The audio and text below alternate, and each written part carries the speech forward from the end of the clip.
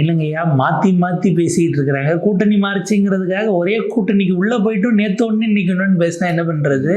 வைகோ அவர்களுடைய அரசியல் ரீதியில் சொன்னால் ஒரு அந்தர்பல்ட்டி தான். எப்படி பார்க்குறீங்க?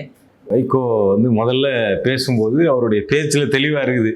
என்ன சொல்லியிருந்தாருன்னா, முதல்ல வந்து விஜய் என்கிட்ட 2 எம்எல்ஏக்களை ராஜினாமா பண்ணிட்டு வர சொல்லுங்க, அவங்கள பிரச்சாரம் பண்ணி நான் ஜெயிக்க வைக்கிறேன், நானே வந்து பிரச்சாரம் பண்ணுறேன் அப்படி சொல்லியிருந்தாருன்னு முதல் நாள் எல்லா மீடியாவிலையும் வந்துருச்சு, பெரிய சர்ச்சையாக ஆயிடுச்சு.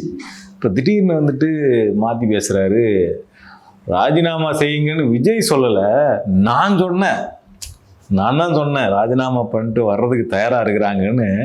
நான் தான் விஜய் சார்கிட்ட சொன்னேனே தவிர விஜய் என்கிட்ட சொல்லலை. அவர் வந்து நீங்கள் வந்து பிரச்சாரம் பண்ணணும்னு கேட்ட, முடிஞ்சால் பார்க்கலாம், டைம் இருந்தால் பண்ணலான்னு சொன்னார் அப்படின்னு. நீங்கள் ஆடு திருடு போல் திருடின மாதிரி கனவு கண்டேங்கிற அளவுக்கு இது போயிடுச்சா நமக்கு தெரியல. இல்லை, அவருடைய எக்ஸ்பீரியன்ஸ், அவர் விஷயங்கள் டெல்லியில் பேசுகிறது அதெல்லாம் சரி, இன்றைக்கி என்னவா அது வந்து நிற்கிதுங்கிறது தான் வருத்தப்படத்தக்க. மின்னம்பலம்ல அவங்க செய்தி வெளியிட்டு இருந்தாங்க, அதை டெக்ஸ்டாகவே போட்டிருக்காங்க அவர் பேசினதை. அதாவது முதல்ல விஜய் வந்து 2 பேர் ராஜினாமா பண்ணுவாங்களா அப்படின்னு சொல்லிட்டு கேட்டார். வாய்ப்பில்லை, முடியாதுன்னு சொன்னேன். ராஜினாமா பண்ணால் நான் வந்து நானே பிரச்சாரம் பண்ணி ஜெயிக்க வைக்க ரெடியாக இருக்குன்னு சொன்னார் அப்படின்னு வைகோ சொன்னதை டெக்ஸ்டாகவே போட்டிருந்தாங்க.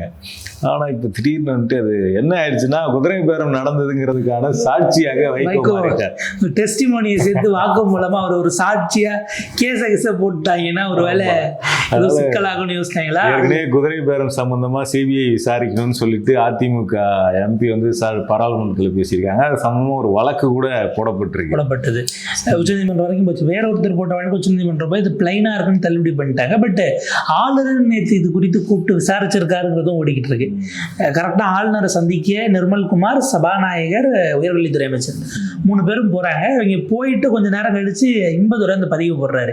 நீங்கள் தொடர்ந்து குதிரை பேரம் நடத்திட்டு இருக்கலாம், ஆளுநரும் நீதிமன்றமும் இதை வேடிக்கை பார்க்கணும்னு நினைக்காதீங்க, இதே போலலாம் உங்களால் இருக்க முடியாது, கேள்வி கேட்பாங்க அப்படின்னு அவர் போட்டார். முடிச்சுட்டு வந்து வெளியில் வந்த தகவல்கள், ஏன்னா நீங்கள் ஃபார்மல் விசிட்டாக இருந்தால் வெளில வந்து நிர்மல்குமார் அவர்கள் பிரஸ் சந்திச்சிருப்பார். பட் அங்கே அவரோ சபாநாயகர் ஜேசிடி பிரபாகரோ சந்திக்காமல் அமைச்சர் விஸ்வநாதன் அஃப்கோர்ஸ் பல விஷயங்களை பேச போயிருப்பாங்க. இது தொடர்பாக கேட்டப்போ எங்ககிட்ட வாலண்டரியாக தான் அவங்க வந்து ராஜினாமா பண்ணாங்கிறதுலாம் நாங்கள் அதில் ஒப்புதல் இது கொடுத்து தான் வாங்கியிருக்கோம் அப்படிங்கிற மாதிரி சொன்னதா ஓடி இருக்கு. அப்போ ஆளுநர் ஆழம் பார்க்கலாம் அப்படிங்கிற வகையில் கூப்பிட்டாரா? ஏன்னா பாஜக இமீடியட்டாக தொல்லை பண்ண போகிறது இல்லை, என்கிட்ட ஒரு துருப்பு சீட்டு இருக்குன்னு ஏதாவது சும்மா காட்டுவோங்கிறதுக்காக கூப்பிட்டாராங்கிறது ஓடிக்கிட்டு இருக்கு. இப்போ வைகோ சாட்சியாக இருக்கும்போது எனக்கு தெரிஞ்சு ஒரு சூடான வாதம் ஏதோ ஒன்று நடந்திருக்கணும். ஆதவர்ஜுனாவோடையோ அல்லது விஜயோடையோ வந்து திரும்பவும் நாங்கள் பேசினா அதை அப்படியே போய் நீங்கள் பப்ளிக்கில் சொல்லிடுவீங்களா அப்படின்னு சொல்லிட்டு ஏதோ ஒரு சூடான வாதம் நடந்து. அவர் மூத்த தலைவர் இப்படியா பண்ணுறது உங்களோட இதில் அவங்களுக்கு இன்னும் ஒன்று என்னென்ன யோசிப்பாங்கன்னா, இவர் தான் வராரு, 2 எம்எல்ஏ வரல, சட்டமன்றத்துக்குள்ளே இவரால் நமக்கு பலம் கிடையாது, நம்ம நோக்கம் திமுக கூட யாரும் இல்லைன்னு காலி பண்ணது கணக்குக்கு வேணும்னு இப்போ இவரை கூப்பிடுறோம். நாளைக்கு மேயர் பதவி கூட அவங்க கொடுப்பாங்கன்னு உள்ளாட்சி தேர்தலில். ஆனால் இமீடியட்டாக சட்டமன்றத்துக்குள்ளே லாபம் இல்லாமலே நாங்கள் கூப்பிடுறோம்னா நீங்கள் கொஞ்சம் பார்த்து நடக்க வேண்டாமான்னு ஒரு கட்சி எதிர்பார்த்தா அதில் நியாயவர்களை போய் இப்படியா போட்டு சிதற தேங்காய் உடைச்ச மாதிரி உடைப்பீங்க. எப்பவும் ஒன்று சொன்னால் அதுக்கப்புறம் பொதுவாக அரசியல் தலைவர்களை பொறுத்த வரைக்கும் ஒரு 6 மாதம் கழிச்சோ 1 வருஷம் கழிச்சோ மாற்றி பேசுவாங்க. நேற்று சொன்னதே இன்னைக்கு மாற்றி பேச வேண்டிய நிலை வைகோ மாதிரி ஒரு பெரிய தலைவருக்கு வந்து மறுப்பு உயரமானது. ஒரு வேற எதுக்கும் அந்த ஒரு தொலைக்காட்சி சேனலை கூப்பிட்டு 1 to 1 ஒரு 10 நிமிஷம் இதெல்லாம் விலக்கி என்ன நடந்துச்சுங்கிற வகையில் பிரஸ் மீட் வச்சா எல்லாரும் கேட்பாங்க, ஒரு சேனலை மட்டுமே கூப்பிட்டு அந்த செய்தியை இதை கொடுத்த பிறகு இப்போ அடுத்த வரிசையை நீங்கள் போயிருப்பாங்க, உள்ள அவர் கொடுக்குறாரா என்கேஜ் பண்ணுறாரான்னு தெரியல. ஏன்னா அது வெடிச்சு வேற மாதிரி போயிடுச்சு. இதுக்கு தான் என்ன பண்ணிட்டாங்க, இந்த பக்கம் நீங்கள் வந்து துரை வைக்கலாம் இது கொந்தளிச்சிருக்காப்புல, மதிமுக எம்எல்ஏவை ராஜினாமா பண்ணக்கூடாது நீங்கள் எப்படி சொல்லலாம் அப்படின்னு கொந்தளிக்கிறாரு. நியாயமாக தானே இருக்கு, நீங்கள் எப்படி ராஜினாமா பண்றதுக்கு ஒரே ஒரு நியாயமான காரணம் சொல்லுங்க, அவங்க பண்ண போறாங்க. ராஜினாமா பண்ணக்கூடாதுன்னு யாரும் சொல்லல, பண்ண மாட்டோம்னு அந்த எம்எல்ஏ தான் சொல்றாங்க. இப்ப என்னன்னா, ஆக்சுவலா நாங்க ராஜினாமா பண்ண சொல்லி பண்ணலைங்கிறதையே நீங்க சட்டப்படி நகர்த்த முடியும். வாலண்டரி ரெசிக்னேஷன் இல்லாம ஒரு ரிசைன் பண்ண தூண்டுறாங்க அப்படின்னு இவரே போய் சபாநாயகர் 2 எம்எல்ஏ ஒரு கம்ப்ளைண்ட் கொடுத்தாங்கன்னு வைங்க, அது வந்து வாலண்டரிலி ஒருத்தர் ராஜினாமா பண்ணணும்னா தான் ஏன் பண்ணணும்னு காரணம் சொல்லணும், பண்ண மாட்டேன்னு சொல்றதுக்கு போய் காரணம் கேட்டுருக்காங்க. அதாவது இப்ப புதுசா இருக்கு. நமக்கு புரியல இது என்ன, யார் சொல்றது ரைட்டு, எதுதான் நியாயம். இதுல சினிமா உதாரணம் தான் இருந்தாலும் இப்படி ஓரம் முதல்ல பொருத்த வேண்டாம். என்னது 1000 ரூபாய் பொருளுக்கு நமக்கு 250 ரூபா கொடுத்து ஏமாத்திட்டானா, அப்ப படிக்கல நீங்க தான் எடுத்தீங்களா, அதான் இது உன் விவகாரம் இல்ல, இது எங்க பிரச்சனைங்கிற மாதிரி 2 பேர் ராஜினாமா பண்ணணும் கூடாதுங்கிறத அவங்க முடிவெடுக்கணும். எம்எல்ஏக்கள் அவங்க மனம் ஒப்பி நீங்க கன்வின்ஸ் பண்ணி ஆன பிறகும் அவங்க அதை யோசிச்சு ஓகேவா எடுத்தாங்கன்னா பிரச்சனை இல்லை. இப்போ பிரச்சனையே யாராவது சொல்லி பண்ணாங்களாங்கிறதான சிக்கல். நாங்க தான் சொன்னோம் அவங்க பண்ணலன்னு பொது வெளியில கம்ப்ளைண்டா வேற வைக்கிறீங்கன்னா, இது சபாநாயகர் மேபி ஏதோ அந்த 10th ஸ்கெடியூல் அதெல்லாம் இருக்கான்னு பார்க்கலாம். பண்ண மாட்டேன்னு சொன்னதை ஒட்டக பேரம் அப்படின்னு சொல்றாரு. ராஜினாமா அடுத்தது நம்ம பே சண்முகம் இருக்காருல்ல, அவர் என்ன சொல்லியிருக்கிறாருன்னா, அவர்கிட்ட ஒரு 2 சில நாட்களுக்கு முன்னாடி பிரஸ்ல கேள்வி கேட்குறாங்க. இந்த குதிரை பேரம் நடந்துக்கிட்டே இருக்கு. முதல்ல 4 எம்எல்ஏ, அப்புறம் இப்போ 5, 6 அப்படின்னு லிஸ்ட் போயிட்டே இருக்குது. இன்னும் எத்தனை பேருன்னு தெரியல. 4ல இருந்து 9 பேர். வேலுமணி வேற இன்னைக்கு ஏதோ ஆலோசனை கூட்டம் நடத்திட்டு இருக்காரு. இப்போ இது சம்மந்தமாக அவர்கிட்ட கேள்வி கேட்குறாங்க. நிறைய எம்எல்ஏ, அதிமுக எம்எல்ஏ ரிசைன் பண்ணுறாங்களே, அதை பற்றி நீங்கள் என்ன நினைக்கிறீங்கன்னு சொல்லிட்டு அது வரைக்கும் சொல்கிறது, நிறைய எம்எல்ஏலாம் சொல்லாதீங்க, 5 பேர் போயிருக்காங்க அவ்வளோதானே. அப்ப நிறையனா எவ்வளவுங்க ஐயா, அதே செஞ்சு சொல்லுங்க. இப்ப நமக்கு என்ன கேள்வினா, இதே பேசணும் அவர்கள் தான் அவர் பேசுனது அந்த அவையில நானும் இருந்தேன். பிடி ஓபன் டாக்ல நாங்க இடையில புகுந்து அதை கண்டிச்சதுனாலதான் 4 பேரோட நின்றுச்சுன்னாரு. இப்ப அது 5னா பின்ன 7னா 6 தானே, நிறையன்னு சொல்லாதீங்க வராது. 7, 8, 7 தானே அப்படின்றது. அப்புறம் 8 எவ்வளவு வந்தாதான் நிறையான்னு ஒண்ணு சொல்லிடுங்க ஐயா, அதுக்கப்புறம் நாங்க கேட்கிறோம் நிறையா. 230 நாள்ல எவ்வளவு வந்தா நீங்க அதை கண்டிக்கக்கூடிய இடத்துக்கு வருவீங்கிற கேள்வி ஒரு தெளிவு. மோசமான ஒரு சூழல் போயிட்டு இருக்கு. இது வந்து தாவேக்கா இல்லாத திமுக ஆட்சியில் நடந்திருந்தா இந்நேரம் திமுக மேல இதே கரிசனம் காட்டப்பட்டிருக்குமான்னு தெரியல. இந்த ஒரு தோழமை, இது தோழமை கூட இல்ல, அதாவது சுட்டலே கிடையாது. அப்புறம் எங்க தோழமை சுட்டல், நீங்க தோழமை மட்டும்தான் இருக்கே தவிர சுட்டலை. 5 எம்எல்ஏ வந்திருக்கிறாங்கன்னா 5 பேர் தானே அப்படிங்கிறாரு அவரு. நான் என்ன சொல்றேன்னா, நம்ம வந்து 5 பேர், 2 கம்யூனிஸ்ட், IUML, இவங்க 4 பேர் சேர்த்துமே 8 எம்எல்ஏ தான் மொத்தமே. இப்போ 8 பேர் அப்படிங்கிறத 8 தானே அப்படின்னு சொன்னா நீங்க ஒத்துக்குவீங்களா? 8 தானே நீங்க போய் அமைச்சர் பதவி கேட்குறீங்கன்னு சொன்னா ஒத்துக்குவீங்களா? அப்போ ஒத்துக்க முடியாதுன்னும் போது இந்த 8 ரீப்ளேஸ் பண்றதுக்கு தான் 8 பேர் அங்கிருந்து எடுத்துட்டு இருக்காங்கிறது கூட அடிப்படையில் அத்தனையும் உங்களை நம்பி 5 வருஷத்தை ஓட்ட முடியாதுன்னு காட்டுறதுக்கு எடுக்கிறது தானேங்கிறது. அதுதான் ரொம்ப முக்கியமானது. உங்க மேல நம்பிக்கை இல்லாம தானே பண்றாங்கன்னு போது தான் இன்னைக்கு அப்படியே ட்விஸ்டா டர்ன் பண்ணி நீங்க வந்து அதிமுக உட்கட்சி விவகாரத்தை பேசுங்கன்னு பேசணும். மாறலாச்சும் ஒரு சின்ன கேப் இருந்தது. நேற்று சாயங்காலம் பேசினதே டாக்டர் திரும்ப இப்ப அப்படியே சுட்ட தோசையை திருப்பி சுட்டாப்ல. பேசும்போது என்ன சொல்லியிருந்தாருன்னா, இது வந்து உட்கட்சி விவகாரமா பார்க்க முடியாது, அதை தாண்டி பின்னணியில் என்ன இருக்குன்னு தெரியாது. அதுல சொன்னது வார்த்தை பாருங்க, இதில் பின்னணியில் என்ன இருக்கிறது என எனக்கு தெரியாது, ஆனால் உட்கட்சி விவகாரம் என்று மட்டும் இதை எடுத்துக்கொள்ள முடியாது. இது நேற்று சாயங்காலம். இன்னைக்கு சொன்னது அதிமுகவினுடைய உட்கட்சி விவகாரம் ஏன் இப்படி ஆகுதுன்னு நீங்க அதை தான் ஊடகங்கள் எடுத்து விவாத பொருளா. அதிமுக எம்எல்ஏக்கெல்லாம் ரிசைன் பண்றாங்க, அவங்க கட்சிக்குள்ள என்ன பிரச்சனை நம்ம பார்க்க வேண்டியிருக்கு. அது அவங்க கிட்ட தான் கேட்கணும். அது அவங்கள கேட்டாதான் எடப்பாடி பழனிசாமி அவர்களோட என்ன முரண்னு வெளியில தெரியும். இது உட்கட்சி முரண் அப்படின்னா, நேற்று மாலை நீங்க சொன்னது விவாத பொருள் ஆயிடுச்சு. அந்த நேரத்தில் இதுல என்னன்னா, வைகோ மாத்தி பேசுனதை விடவும் இவர் நேற்று சொன்ன கருத்து அவர் கண்டிக்கிறாரா இல்ல பின்னணியில் என்ன இருக்குன்னு தெரியலன்னு சொன்னா கூட உட்கட்சி விவகாரம் இல்லைன்னு ஒரு சந்தேகத்தை கிளப்புறாரு. எல்லா தலைவர்களுடைய கருத்தும் ஒரு இரவுல மாறுது அப்படிங்கிறதே வந்து ஒரு என்ன சொல்றது, ஒரு சஸ்பெக்டா இருக்கு. இது ஒரு விஷயத்துல நடந்தா பரவாயில்ல, இது தொடர்கதையா இஷ்யூவா போச்சு அப்படின்னா தான் இவங்களோட கிரெடிபிலிட்டி என்ன ஆகுங்கிறது இன்னொரு கேள்வியா. மிகப்பெரிய தலைவர்களா இருந்தவங்க எல்லாம் வந்து இன்னைக்கு இப்படி மாத்தி மாத்தி பேசுற சூழல் வந்திருக்குது அப்படிங்கிறதே ஒரு துயரமான ஒரு சம்பவம். சிக்கல் என்னன்னா, கவர்மெண்ட்லயே உட்கார்ந்துகிட்டு இருக்கக்கூடிய தாவேக்கா கருத்து சொல்ல மாட்டாங்க. ஆனா இவங்க மாத்தி மாத்தி பேசி தலைமைச் செயலகத்திலேயே போய் மீட் பண்றாங்க. தலைமைச் செயலகத்திலேயே போயிட்டு ராஜினாமா பண்ண கையோட தலைமைச் செயலகத்திலேயே போய் ஆதவர்ஜனாவுக்கு சால்வை பெற்றுறாங்க. அங்கேயே அவங்களுக்கு வந்து ஐடி கார்டுலாம் கொடுக்கப்பட்டுச்சு ஃபர்ஸ்ட் போனவங்களுக்குலாம். முதல்ல அடுத்த என்ன பண்ணிட்டாங்க, ஐடி கார்டு இஷ்யூ ஆன பிறகு இல்லை அவங்களை பனையூருக்கு வர சொல்லி புசியானன் அவர்கள் தான் கொடுக்குறாங்க. ஆனா ஐடி கார்டை பிரிண்ட் பண்ணதை எடுத்து வெளியில போட்டது செக்ரட்டரியேட் பீட் ரிப்போர்ட்டர்ஸ். அவங்க கைக்கு எப்படி கிடைச்சிது, பனையூர் பீட்டு பார்க்குறவங்க கைக்கு கிடைக்கிறது மாதிரி இங்கே எப்படி போச்சுங்கிறது தனி கேள்வி. இவ்வளோ நடந்த பிறகும் அது உட்கட்சி பிரச்சனை அப்படின்னு சொல்றது வந்து எந்த வகையிலுமே அது ஏற்றுக்கிற மாதிரியே இல்லை. இதில் என்னன்னா, அடுத்தது வியாழக்கிழமை சேர்றாருங்கிறாங்க. இது 2 வியா 3 வியாங்கிறது தான். 2 விஜயபாஸ்கரோட சேர்ந்து வேலுமணியும் சேர்ந்து 3 வியா போகிறாங்களா, V3 பாய்ஸ் அப்படின்னு இந்த ஊரெல்லாம் டீம் சைனா கிரிக்கெட் டீம் பேர் இருப்பாங்களா, அடே எங்கள் 6 பேர் இந்த மாதிரி V3 பாய்ஸ் அப்படின்னு இவங்க 3 பேர் போகிறாங்களா, இல்லை அது என்னங்கிறதுல ஒரு ட்விஸ்ட்டு. இதில் வந்து நம்ம நேற்று ஒரு நியூஸ் டைம்ஸ் ஆஃப் இந்தியாவில் வந்திருந்தது. என்ன அப்படின்னா 25% வந்து அந்த இதிலலாம் டெண்டரில் வந்து 25% கவர்மெண்ட் எஸ்டிமேட் பண்ணதை விட கம்மியாக கோட் பண்ணுறாங்க. அதுக்கு காரணம் வந்து தாவேக அரசனுடைய அந்த டிரான்ஸ்பரண்டான டெண்டர் ப்ராசஸ். இது மாதிரி போன ஆட்சியில் நடந்ததே இல்லை. அப்போ இது வந்து ஒரு பெரிய மாற்றத்துக்கான ஒரு முன்னெடுப்பு அப்படின்னு சொல்லிட்டு எல்லாரும் அதை வைரலாக பரப்புனாங்க. 25% டெண்டரில் வந்து கட் பண்ணிட்டாங்க, பாருங்க இனிமேல் எப்படி நடக்க போகுது, இது கூட பாராட்ட மனம் வராது எதிர்கட்சிகளுக்குன்னு சொல்லிட்டு. அதே நாள் அப்படியே வந்து பார்த்தோம்னா இந்த பக்கம் 2 விஜயபாஸ்கரையும் சேர்க்கறதுக்கு பேச்சுவார்த்தை நடக்குது. 2 பேர் மேலேயும் ஊழல் குற்றச்சாட்டு இருக்கு. அந்த ஊழல் குற்றச்சாட்டை விசாரிக்கிற டிவிஎஸ்சி முதலமைச்சர் கீழே தான் இருக்கு.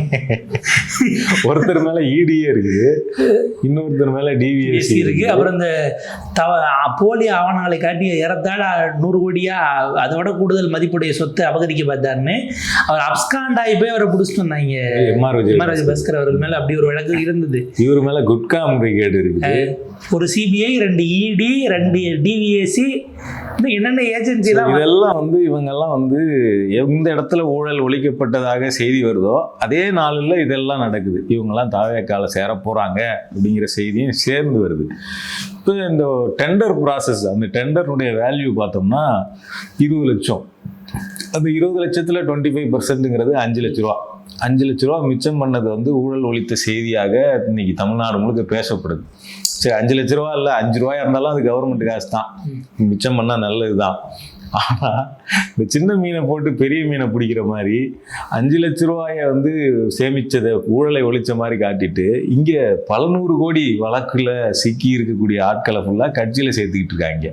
ஆனால் இவங்க வந்து ஊழலை ஒழிக்கிறோம் அப்படின்னு இந்த 5 லட்ச ரூபா விஷயத்தையே பெருசாக காட்டியான தூய்மையான என்னென்ன எல்லா வகையிலுமான ஒரு நிர்வாகம் அப்படிங்கிறாங்க. நிர்வாகமெல்லாம் சரி, யார் யாருக்கு என்ன போஸ்டிங் குத்திங்கன்னு மட்டும் வெளில சொல்லாமல் ஜீவோ இதெல்லாம் உள்ளே வச்சுருக்கீங்களே. பி வில்சன் அவர்கள் ஒரு கேள்வி கேட்டார். அவர் ஒரு வலையை விரிச்சார், இப்போ வரைக்கும் பதில் வரல.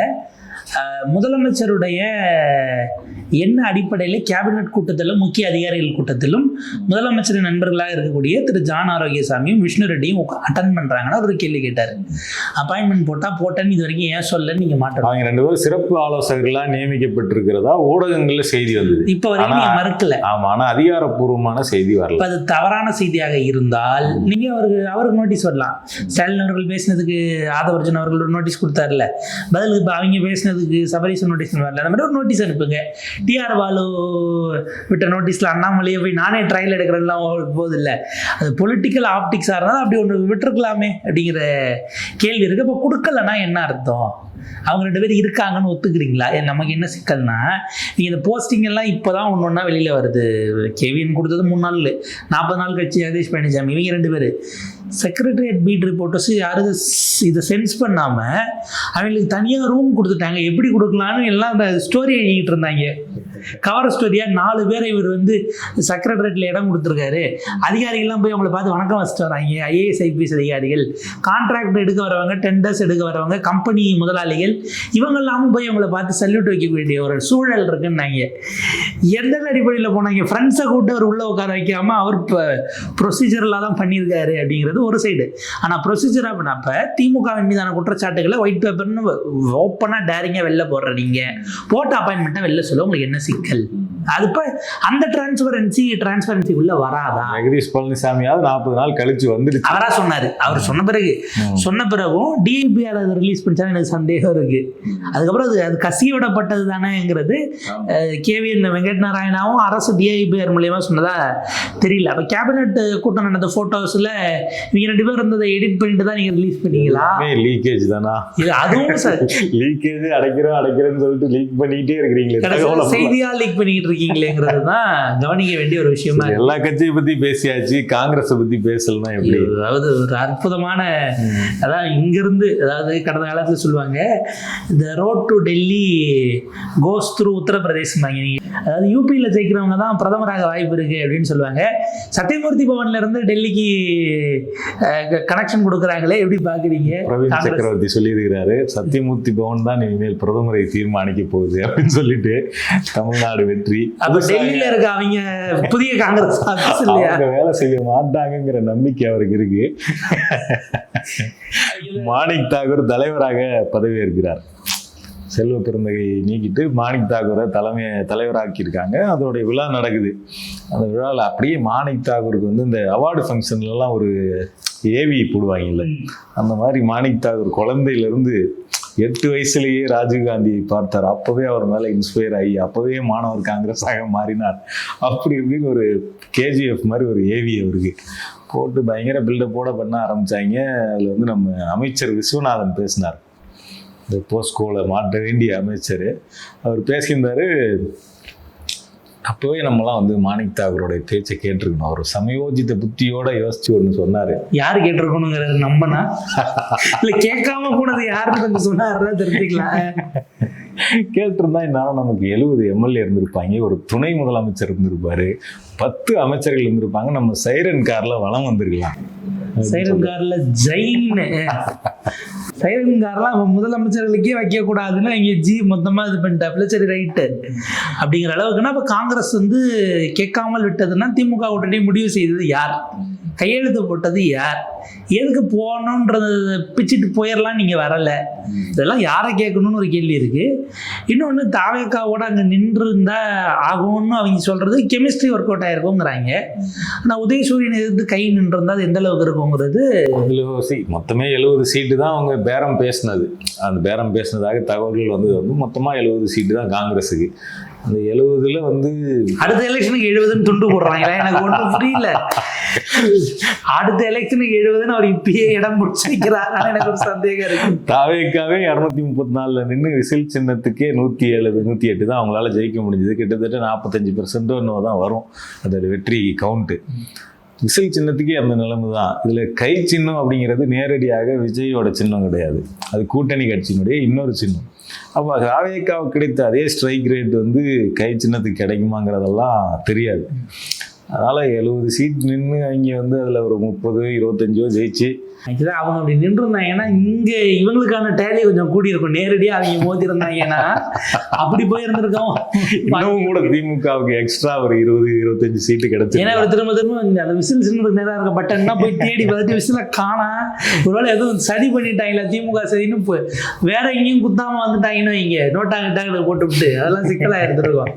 சரி சின்னத்தை கொண்டு போய் சேர்க்கட்டும். ஏன்னா குழந்தைங்க பொறுத்த வரைக்கும் விசில் சின்னத்துக்கு தான் கேம்பெயின் பண்ணாங்களே தவிர கூடுதலாக 2-3 சின்னம் இருந்தா கன்ஃபியூஸ் ஆகி வாய்ப்பு. இப்போ அவர்லேயே நின்று அந்த 3 சின்ன சின்ன அமைப்புகள், காம ஷெரீஃப் அவர்களாகட்டும், வளரும் அமைப்புகள் வச்சுக்கலாம், இவர் முஸ்தபா ஆகட்டும் அல்லது ஜெகநாத மிஸ்ராலாம் அவங்க என்ன தனி சின்னமாக நிற்க வச்சாங்க. அதில் இன்னும் முக்கியமான விஷயம் என்னன்னா, அவங்கள வந்து கூட்டணி கட்சி தலைவர்களாக கூட விஜய் அங்கீகரிக்கல. அவங்கள வந்து அவர் வந்து தாவேக்க கழக நிர்வாகிகள் அப்படின்னு தான் சொன்னார். அவங்கள அறிமுகப்படுத்தும் போது அவங்க இன்னொரு கட்சி ஆக்சுவலாக